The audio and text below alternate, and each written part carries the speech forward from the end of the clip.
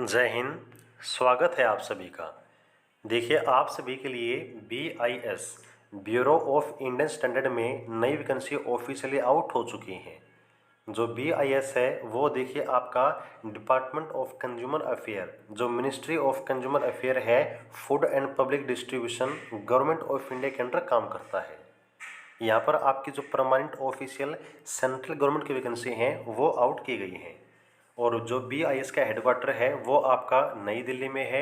और इसके बहुत सारे ऑफिस हैं जो कि आपके अलग अलग जगह पर कंट्री में आपको देखने को मिलेंगे। तो जो वैकेंसी यहाँ पर आपकी आउट की गई है वो आपका डाटा यहाँ पर इस टेबल में आपको दिया गया है। सबसे पहले आपकी जो असिस्टेंट डायरेक्टर की पोस्ट है इसके लिए वैकेंसी आपकी आउट की गई है। जो असिस्टेंट डायरेक्टर की पोस्ट है वो आपकी लेवल 10 की होती है और इसमें 35 साल जो आपकी मैक्सिमम एज लिमिट है वो दी गई है। इसमें जो assistant director administration and finance की पोस्ट है इसमें आपकी एक वैकेंसी है EWS के लिए।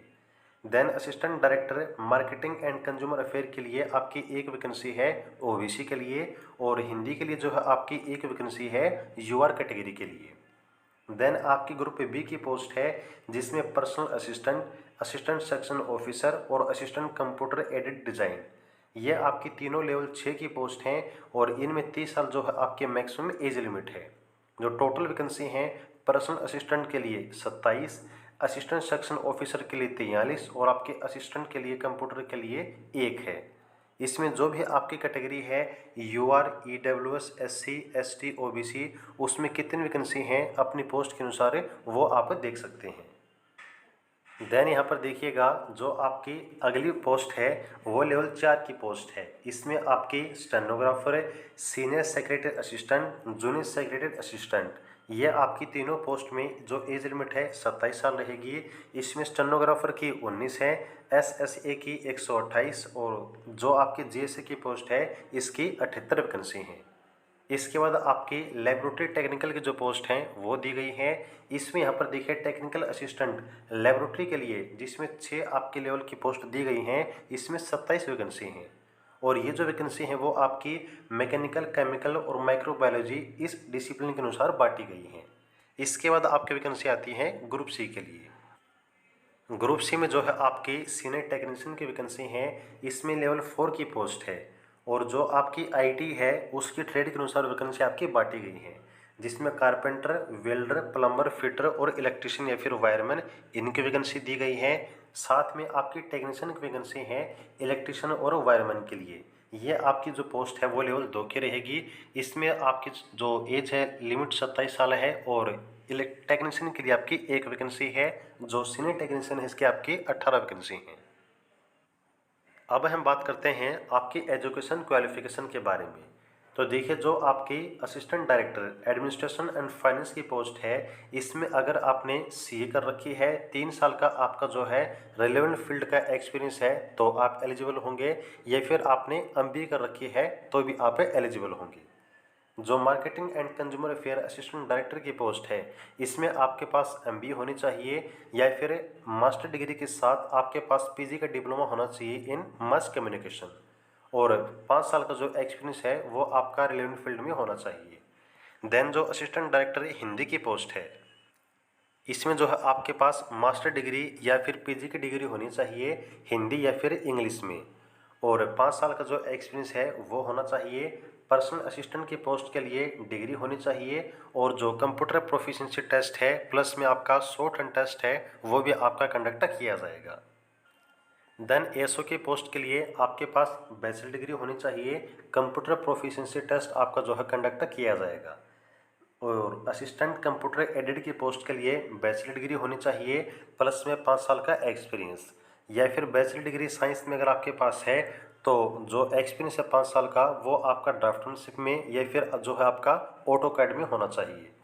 अगर बैचलर डिग्री नहीं है, डिप्लोमा आपके पास है सिविल, मैकेनिकल या फिर इलेक्ट्रिकल का, तो आपके पास जो एक्सपीरियंस है वो 5 साल का होना चाहिए।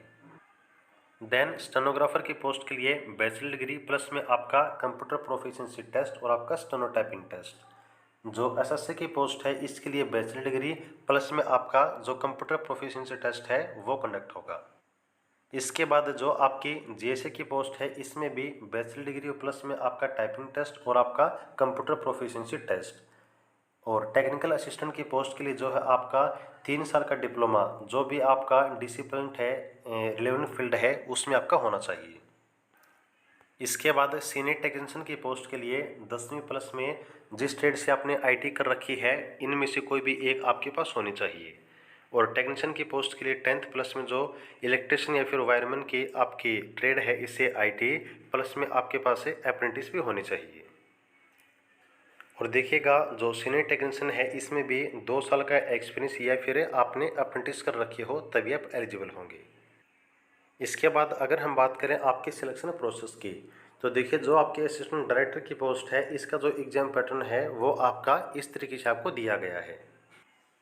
इसके बाद यहाँ पर देखिए जो आपके टेक्निकल असिस्टेंट की पोस्ट है इसमें जो एग्जाम पैटर्न है वो कुछ आपको इस तरीके से दिया गया है।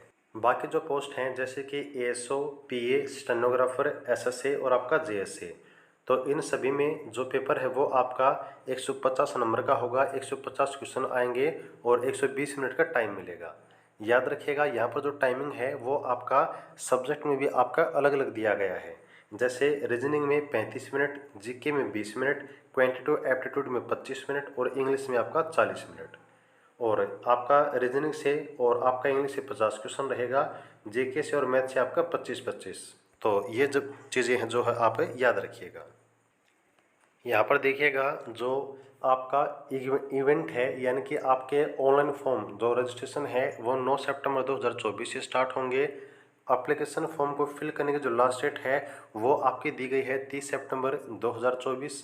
यहाँ पर जो ऑनलाइन एग्जामिनेशन है वो आपका नवंबर 2024 में कंडक्ट होगा और 10 दिन पहले आपके एग्ज़ाम से आपके एडमिट कार्ड आपके लिए इशू कर दिए जाएंगे।